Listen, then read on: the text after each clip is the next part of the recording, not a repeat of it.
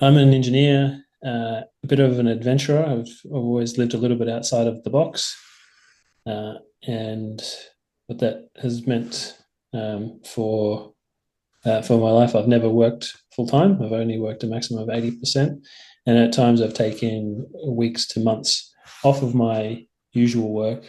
That it's given me time to take on other activities as well, and that's included 10 months of cycling in Southeast Asia with my now wife, straight out of school, or out of university rather. And that started as a volunteer project, but it became somewhat bigger than that, with learning that the volunteer work that we're doing there wasn't very beneficial to the community. It was mainly focused on benefiting the people who were volunteering there.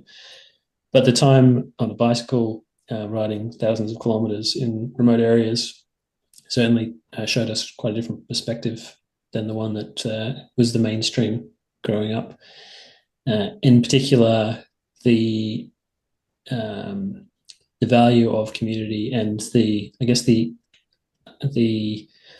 unimportance really of material wealth or accumulation of stuff, given that the people who were the most generous and easygoing and happiest, at least while the weather was good, were the people who were the least well off.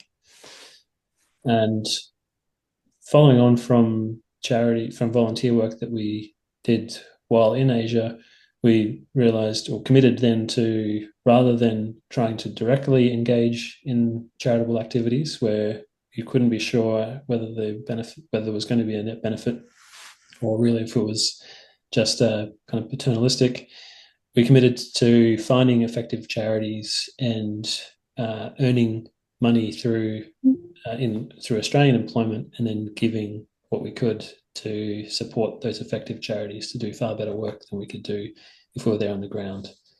And that's culminated in the last few years of giving around a quarter of our income, and looking to increase that as we further reduce our costs. So, as I mentioned, I would like to run just a 5 minute breakout session now with a group of three, or groups of three or four, if we can organise that, Bob, with these three questions in mind to discuss. So if each person can have a chance of describing, we're futurists, so I imagine dreaming of the future is what we do day in and day out, except for the practitioner there, Doug. So what future do you dream of? This is if there were no major barriers, if you didn't know what you know about our limitations are, if anything was possible, what would it be? And what do you bring back to reality? What do you fear? What's the biggest barrier, obstruction, or the outcome that would be worst case for you? And in the case of getting to where you want, what role would you see for yourself in the position that you're currently in, the influence that you have, and the connections that you have?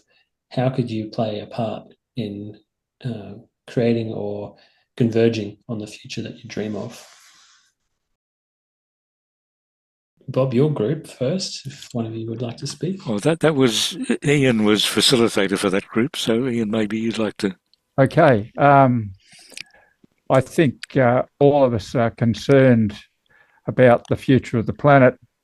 And if I can paraphrase what Anna said, to try and make a smaller footprint as possible on the planet, do what we can at a personal level.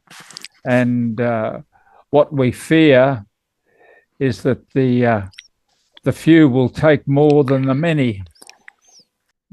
Thank you. And Doug, would you like to summarise for our group, or Anne? John, I think you ought to do that because you're both of us. You'd be less biased than me. So, Certainly. Well, what I heard was that both Anne and Doug saw living locally and the relationships that we have with other people as being paramount uh, to a glowing vision of the future, where everyone is supported and knows what role they play and who they can turn to for something. And the fear that we have there was that the rate of growth or development, if correct me if I've misunderstood, at times overwhelms the ability to accommodate or adjust and get to know people at a deep enough level that those relationships can be maintained. Diane, were you in the other group? Or yep. I'll have a go at summarising what we said, and then I'll just encourage people to step up and correct me if I miss something. Generally, we're in agreement with Paul's dream of the future, which was communitarian agency. And I asked him what that meant, and he said that's basically the complete opposite to the neoliberal capitalist structure that we currently have. And generally, our fears were that the neoliberal capitalist structure that we status quo that we currently have will continue, and all of us saw that as quite destructive to individuals and to the planet. And in terms of roles that we see for ourselves, I didn't write anything down, so that I, but essentially it was, and feel free to correct me, Paul or Daryl or Mariella. The role we saw for ourselves was really raising awareness and doing what we could to create the future that we want to see and to work against many aspects of the current system. Anything you'd add, Paul or Daryl or Mariella? Not getting the thumbs up. Okay, good. All right, I feel like that's a pretty good assessment from everyone. There's no great surprises there, I guess, that we're all see the system as it is, I guess, for what it is, not supporting well-being really in any sense of people or of the planet, and that we all have something of a role to play, even if it's not at a grand scale. That's things which we can do at a personal scale or an individual level. I think this is a more or less summary of what I understood here. And conveniently, this is what I imagined the visions might have been. And so this is more or less what I'll talk to.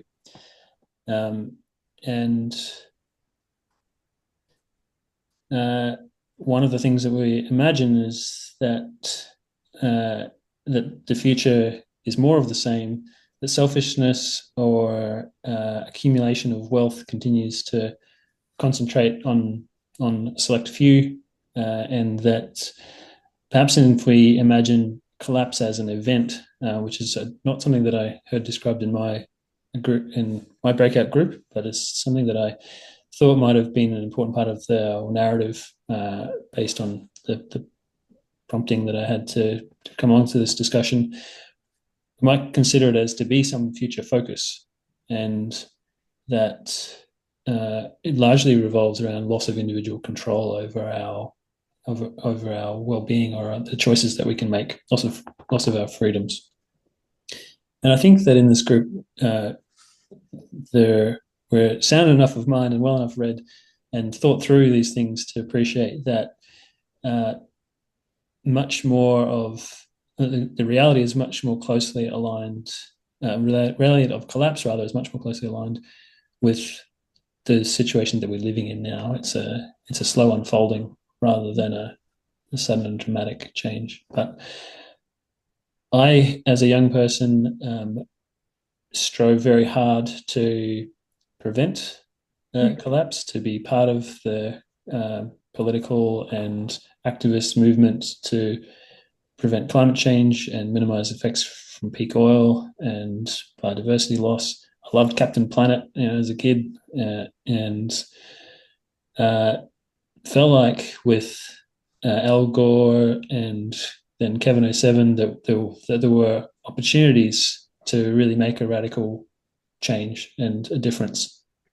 And when those things fell through, and then I had a child of my own, I realized, or at least concluded, that the chances of preventing a catastrophic breakdown had passed, that it wasn't going to happen. And so I fell into this picture of the future that was very dark, and was largely painted by the way that media and popular culture has portrayed responses to disaster or to collapse. Everything post-apocalyptic is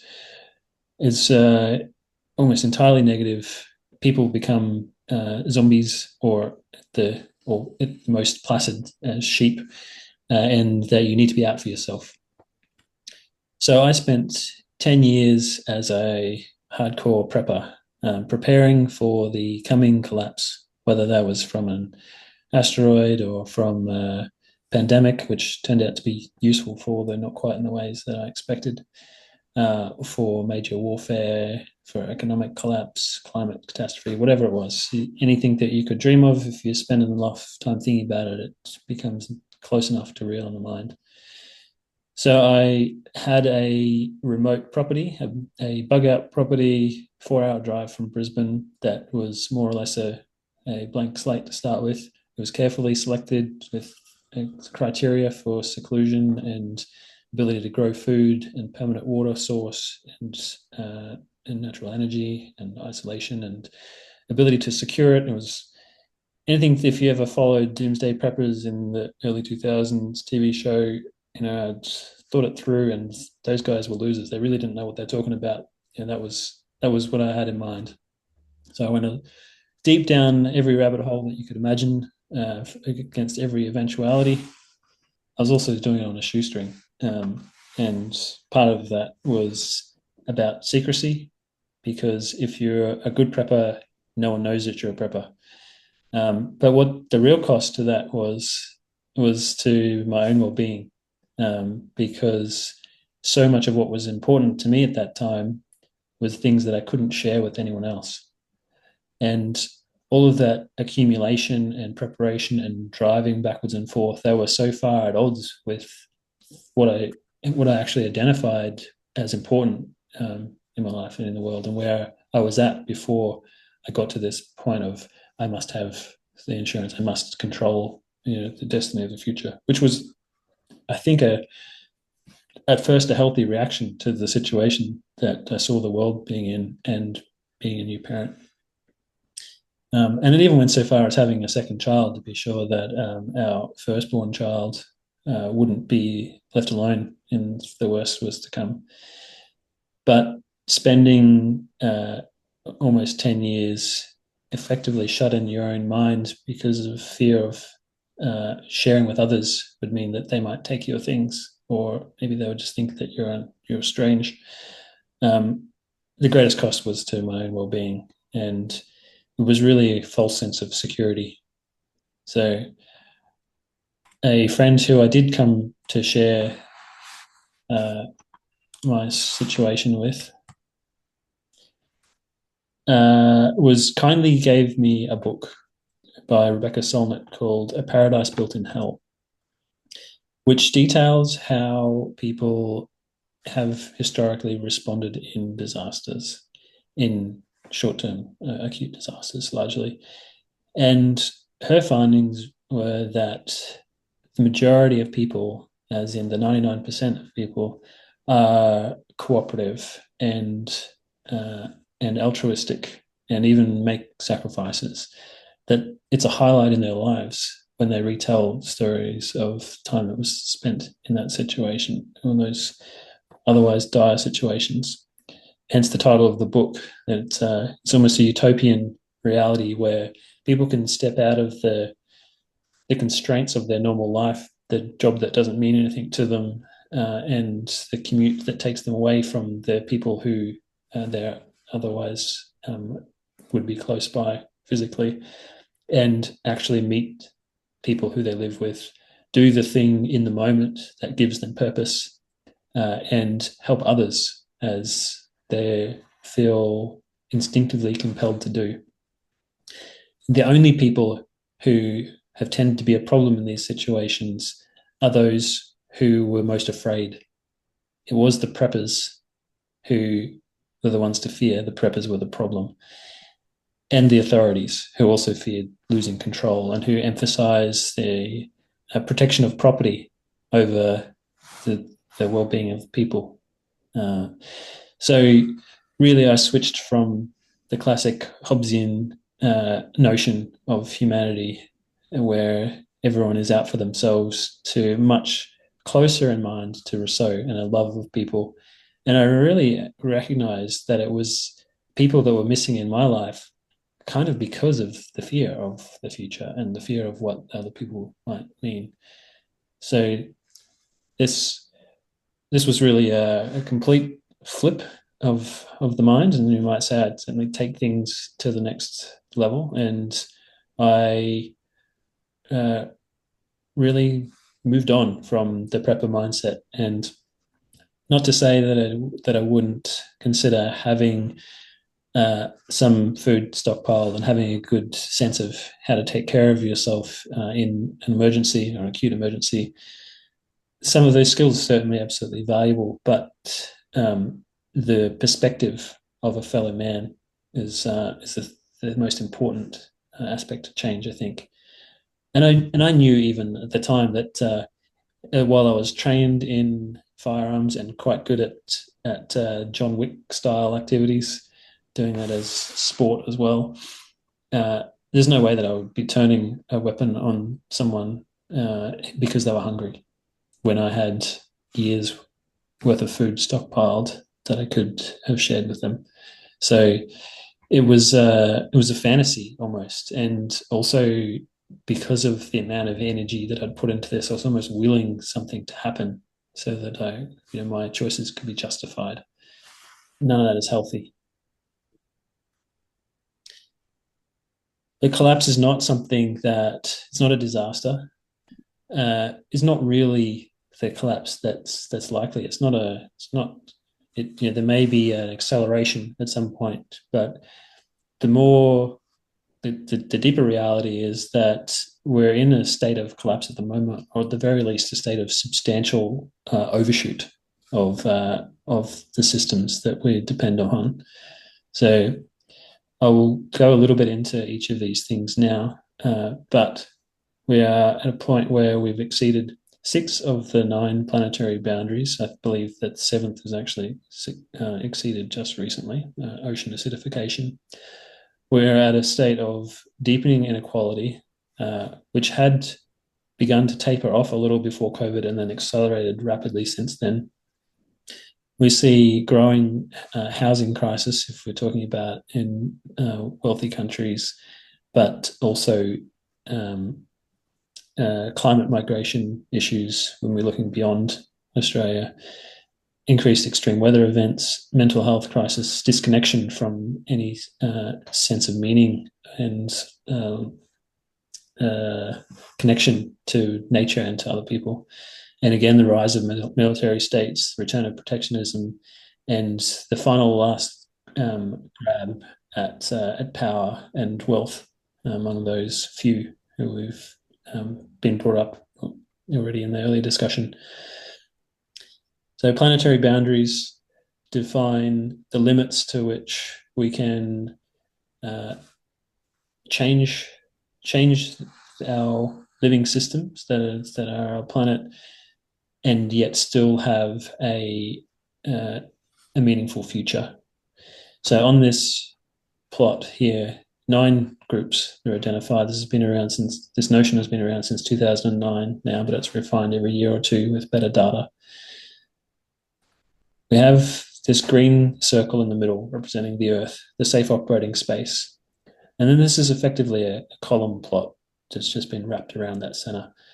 So each of those bars shows how close to or how far we've exceeded those safe boundaries by. So you can see that for stratospheric ozone depletion, we're well within the safe operating space.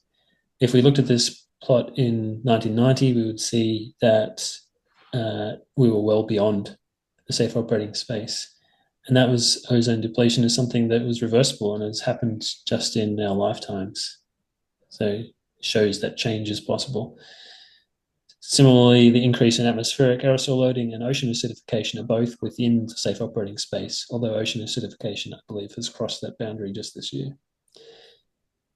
We can see, though, that freshwater change, so this is withdrawals and depletion of land surface area for green water and freshwater or groundwater, those boundaries have been exceeded. So unless there's a radical change, we can see that it will be water would be one factor that will limit the future of prosperous life on Earth. But then we can also see that for change in genetic diversity, so this is biodiversity loss, we are orders of magnitude beyond the safe operating space. We are killing species 1,000 times faster than the natural background level. And similarly, you see for the introduction of novel entities here. So this is new chemicals, compounds, drugs. We're deploying them vastly faster than we can possibly understand the impacts of those things.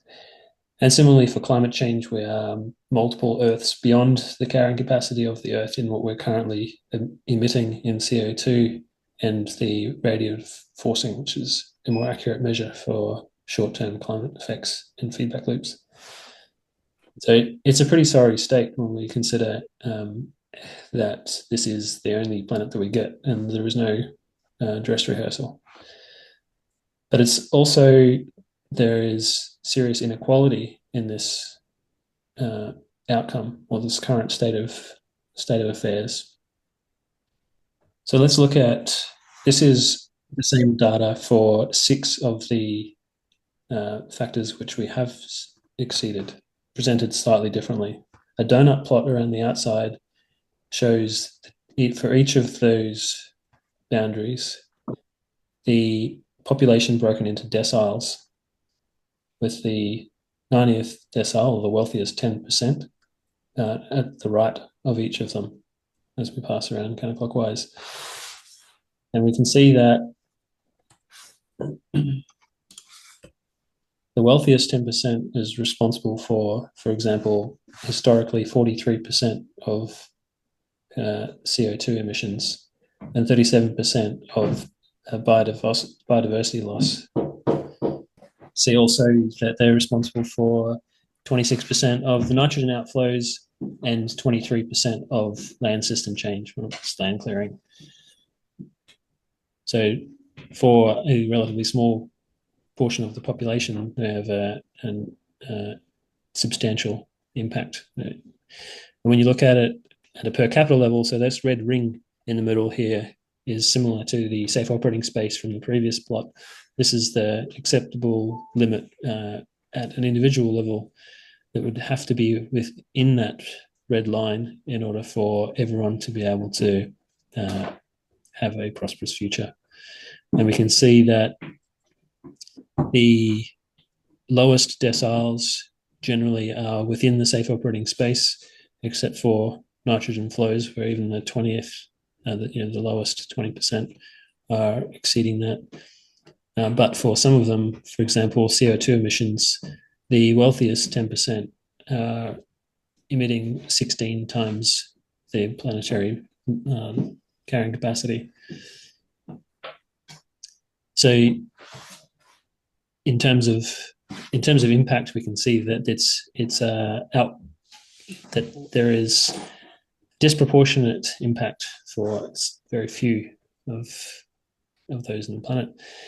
And in terms of wealth, this is, as I mentioned before, continued to increase in the disparity, with the richest 10% of the population now holding 76% of the wealth. These figures are all a little malleable and depends on how things are evaluated. It's really taken as indicative. But the bottom 4 billion people hold just 2% of global wealth. And the richest 1% has increased in wealth by enough over the past 10 years to have eliminated poverty, global poverty, 22 times over. And since COVID, the 5 richest people in the world have doubled their wealth, while more than half of the world's population has become effectively poorer in purchasing power. So who are the 10% who are responsible for about 40% of total impacts? This surprised me when I looked at this chart a year or so ago and saw just how much influence I'm able to have. So if we look at this here, these ribbons with the bubbles are the percentiles of the population. This is by income, so not directly comparable to wealth, but not far from it. And we can see that the 90th percentile for the world scale, this is 2021 figures and $2021 purchasing power parity US. That for an income of $40,000 a year, it puts you in the 10% wealthiest of the world. So effectively, we look at across to Australia here, anyone who is in the wealthiest 40% in the Australian population, by income rather, is in the 10% who has the disproportionate impacts. And what that actually means, if we've had those sort of impacts and we continue to have those sorts of impacts by the way that we spend our money and the choices that we make, we can also consider these to be opportunities. And I've looked at here 5 of the largest single impact areas and attempted to quantify each of these against the planetary boundaries. Because if they are major impacts, then it's effectively the low-hanging fruit. Although sometimes it might require that we really have a radical rethink about what our values are and where they came from. So the first I'll talk about is housing. And housing was something that came up in my breakout group as well. So not a surprise, I think, that for some people that this is such a significant potential to make a difference or improvement. So globally, housing accounts for the built environment accounts for about 1/3 of CO2 equivalent emissions and about 1/3 of energy use. And however a house or a building is built now has huge impact on emissions over the life of the building, over the next 40 or 50 years. And importantly, the steel and concrete, which the majority of buildings are made of, are very difficult to decarbonize because of their manufacturing process. So unfortunately, we've continued to build the world's largest houses in Australia, although they're not as large as they were 10 years ago, thankfully. They are almost 3 times the size that they were 2 generations ago, and yet fewer people live in them. Every house in Australia, on average, houses in Australia have got more than 1 empty bedroom.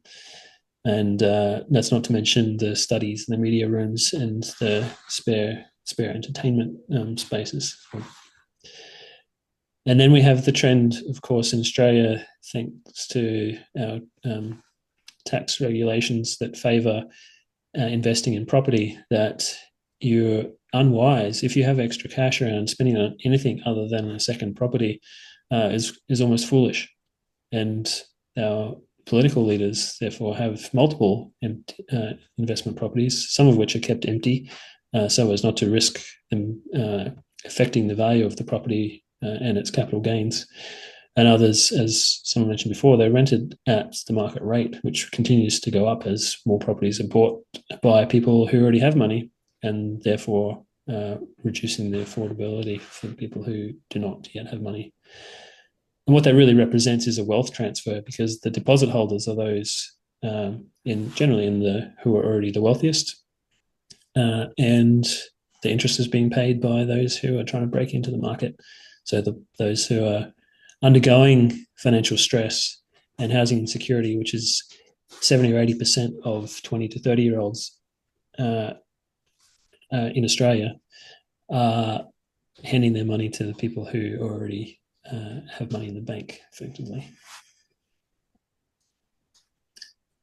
The next is, unfortunately, such a challenging and touchy subject for Australians, given that we live on an island a long way from anywhere else, and that we're an island of immigrants with a family who live elsewhere and that we want to see and visit. But we need to keep things in perspective. So if we look at all emission sources for a person for a year, if we're to stay within the planetary boundaries, there has to be no more than 2 tons of CO2 per person. That's the capacity of the Earth to absorb or take up the carbon that's emitted. currently in Australia, the average per capita emissions are around 16 or 18 tonnes per person. And when you consider that a return flight to Europe would consume 4 times this per person, for an efficient plane without a stopover, 4 times the acceptable limit per person, we can see why this is something that cannot exist in a long-term future.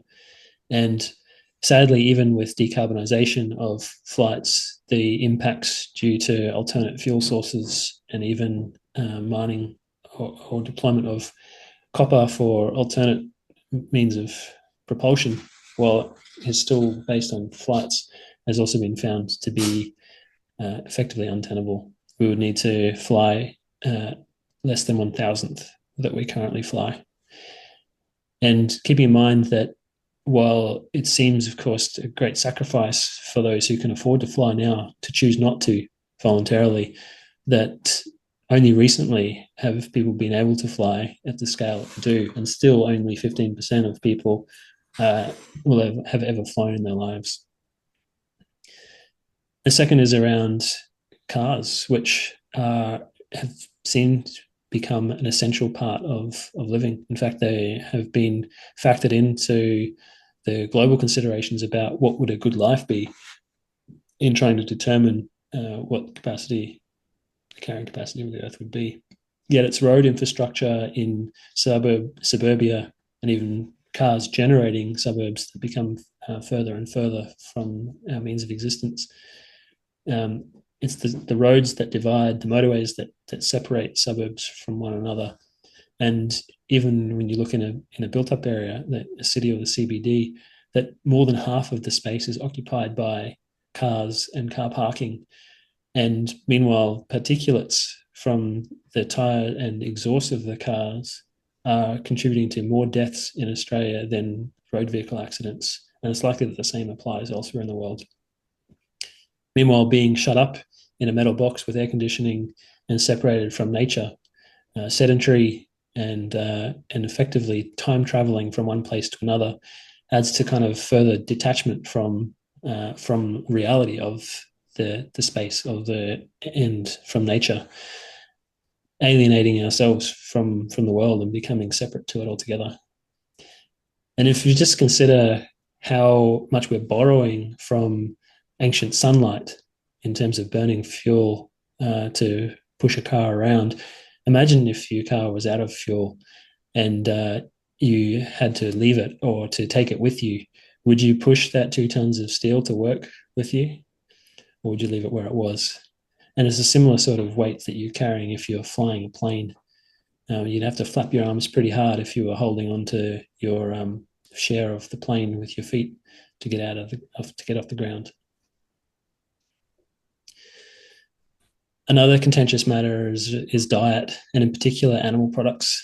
So historically, the impact of food on global warming has been understated because the land clearing effects associated with land clearing haven't really been counted, or have been poorly accounted for.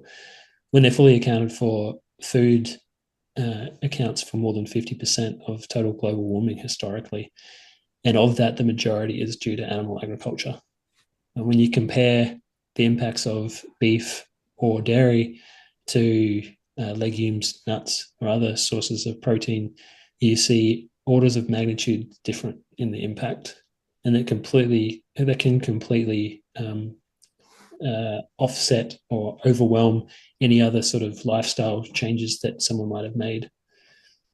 Meanwhile, Australians are eating more than 10 times, in some cases 30 times, the meat that is being consumed in other places based on wealth or cultural factors, and more than 5 times what the safe limit would be to stay within the boundaries at a global scale.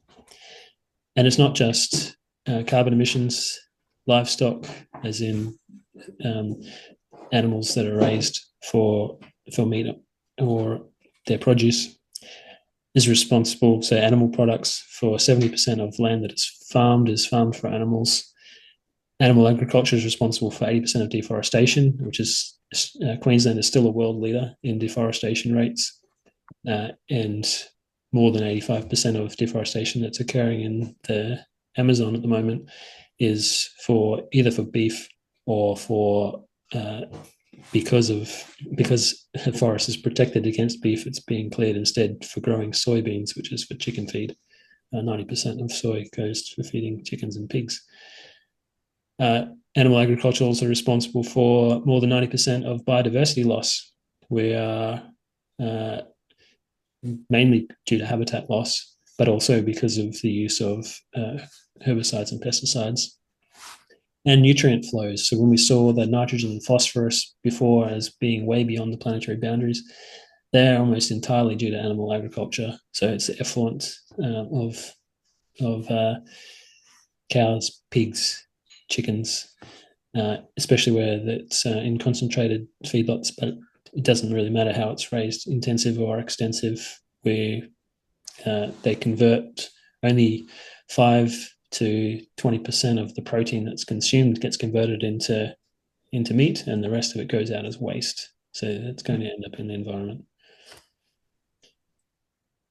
That's it for beef. If we're looking at fishing, over the last 100 years, we've increased our our fishing fleet size and fishing capacity by a factor of 10, yet we catch half as much fish. That's because we've reduced the stock dramatically. We've taken out the majority of wild animal populations of diversity and animal count.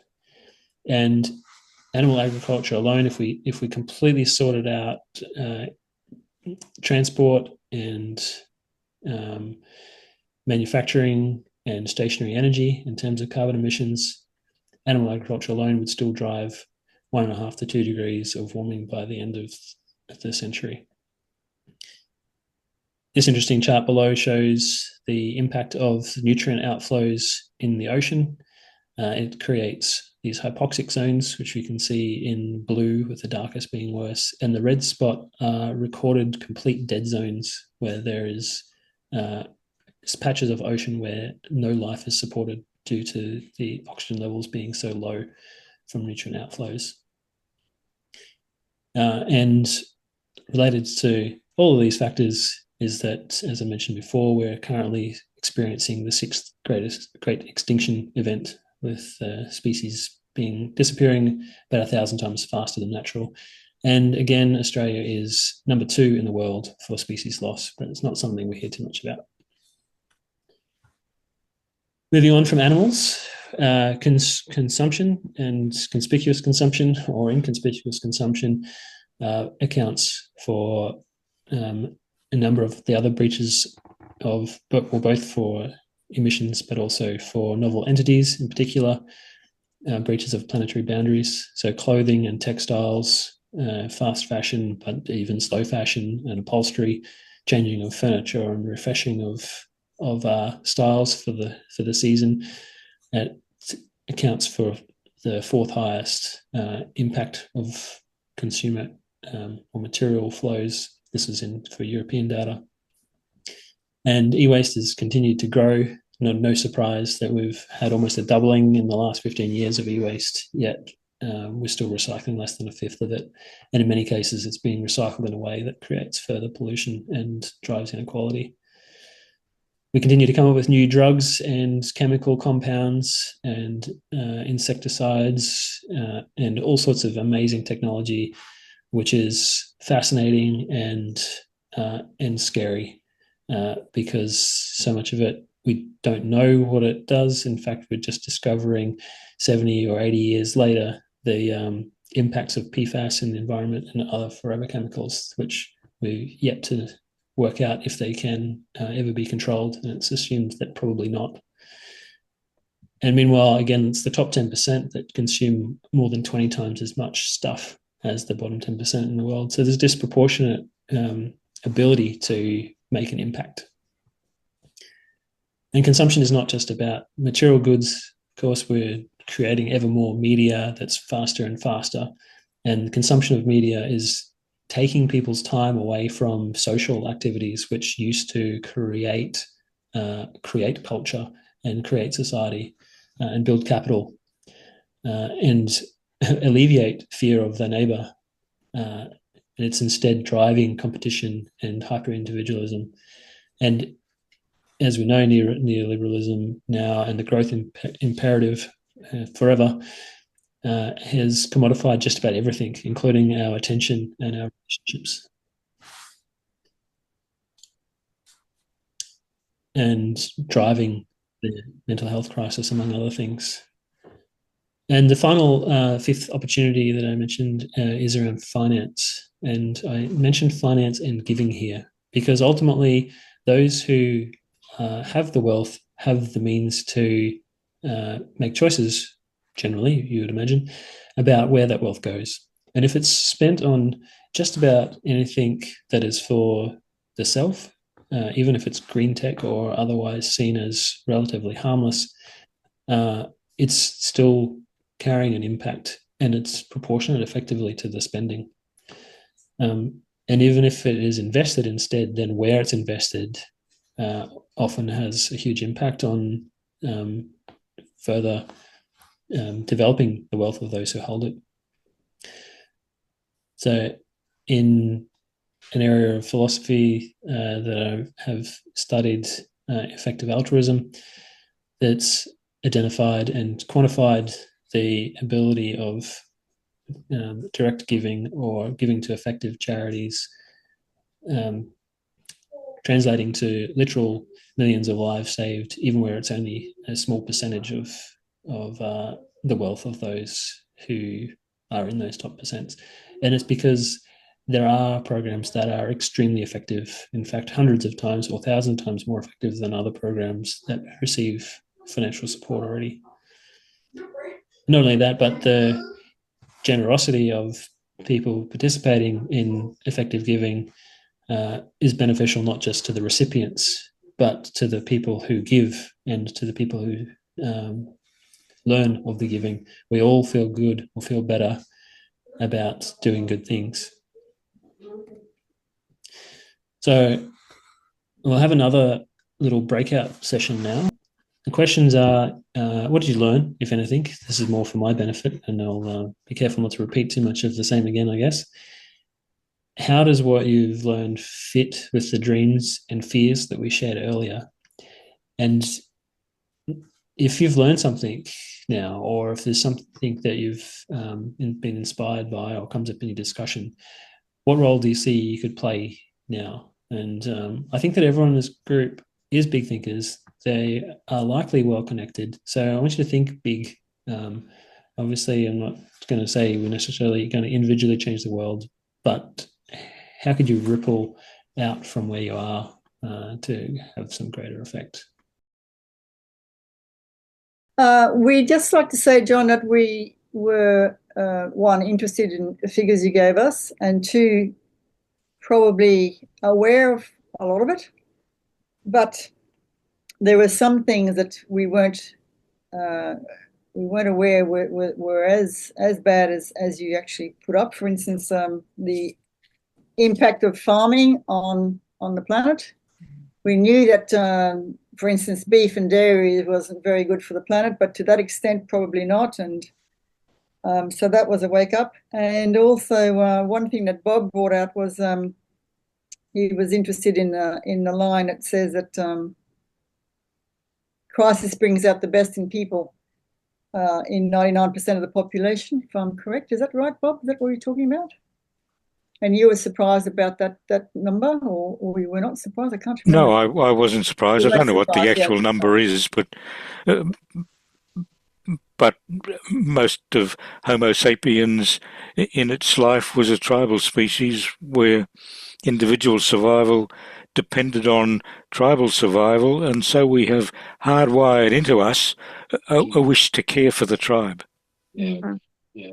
which we generalize to care for people particularly, and particularly if we're not one of the 1%. That's my understanding anyway. Yeah, Bob, I think that agrees closely with the research that I've done into our instincts and tribal evolution. For the group with Doug and Anne, Anne and Doug both shared that the changes that people make in their own lives show an opportunity to be a model for the things that work well. But it's important to I'll look after it. Thanks. But it's important to accept some degree of discomfort, both around being the tall poppy potentially, and also you might be making things public which are often quite private. And Anne used an example that her relationship, her marital relationship, I believe she's talking about, is something that she's very proud of, and will live in a way that is a little more public than usual to demonstrate to others a model of how she would like to see others be able to relate to one another. And they also mentioned that a distaste for international flights and large cars and regular stomping of the feet around those things. And for the other group?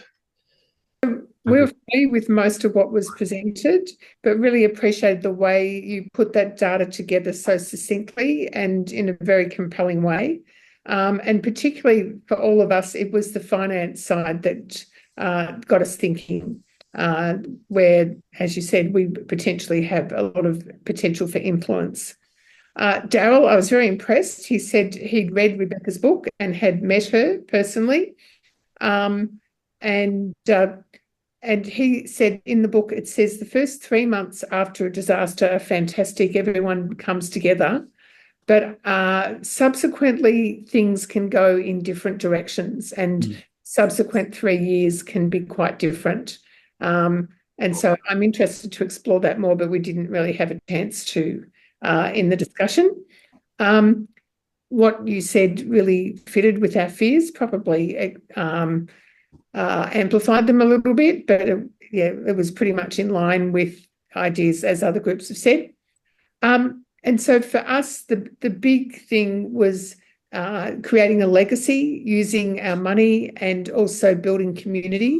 And Daryl, I think it was, and Paul came up with the idea of what we're actually trying to do is collective prepping, and that we each have a role to play in that. So,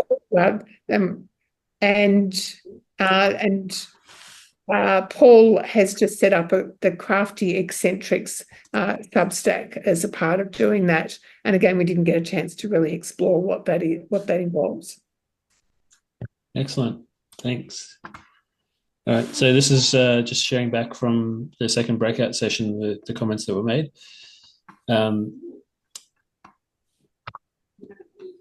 And I like the collective prepping. I think that that actually takes us reasonably well into an area that Di and I are both working in outside of this group.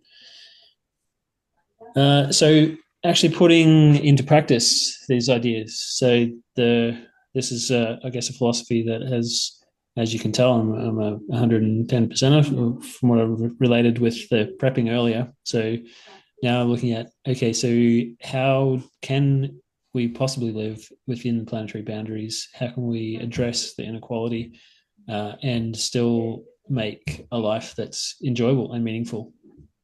Because it remains really important to experience joy and fulfillment. Otherwise, what is the point of any of it? But fortunately, it's quite compatible to make the changes to bring our lifestyles within the planetary boundaries. It's quite compatible with having an enjoyable life. And that's the notion of frugal hedonism we're talking about. So really not considering things to be scarce necessarily, but choosing to focus on the things that are most enjoyable that really don't come with the costs. And that can be things just like spending time with friends or noticing clouds, deep gratitude for life and being alive. Maybe sometimes it's staying in bed a little longer. The Australian book, The Art of Frugal Hedonism, is a very concise and humorous little introduction to the notion. And the other, I guess, deeper side to it, where we talked about collective adaptation or collective prepping. The group Deep Adaptation, which was somewhat formed by Jem Bendell in 2015, although he's no longer really a part of it, is the acceptance that that collapse is in progress and that change and deep change is necessary to be able to cope with that and kind of soften the blow. So that remains an online and in-person movement that has a small chapter in Brisbane at the moment that is largely around supporting one another again in other projects along the lines which are helping to build community and move through, I guess, the grieving and adaptation process. And then there's the Living More with Less, which is the family project that my wife and I are running, which is really a social experiment, which we're attempting to capture and document our attempts to live within those planetary boundaries, make adjustments to our lifestyle, and show that we can get more out of life by kind of giving up the things that cost us and cost the planet in a negative sense. It's also been an opportunity for us to authentically express the things that matter to us. It's quite a relieving step beyond the prepping mindset of fear and concern about judgment now to proudly living kind of outside of the box and showing other people what's possible, being the model, as Anne put it, for how we would like the future to be. And in our case, we acknowledge that this is from a position of significant privilege that exists only because we were born in Australia, because I'm white, my wife has a mixed background, but the social advantages that we get just by by good luck, effectively. And we're also taking lessons from Indigenous cultures, the only cultures in existence that existed for thousands of years with little change. So there's wisdom to be gained there, as much as we have often kind of turned our nose up at times where we might consider things to be lazy or misdirected when lazy is what we need more of. So we live in a small house and we've rented out spare space. We don't fly. We have a car, but the battery is generally flat because of how rarely we use it. Mostly plant-based, although, as I said, if there is food that would be wasted, like roadkill, we'll try and keep it from being wasted. Buy effectively nothing new. And we have committed to give the majority of our money to effective charities. And these are charities that have been proven to save lives and, well, orders of magnitude greater than other potential charities. So in conclusion, things are well underway in terms of collapse. We need to live the life that we want to see. And it's very natural to be afraid and to have periods of despair or hopelessness.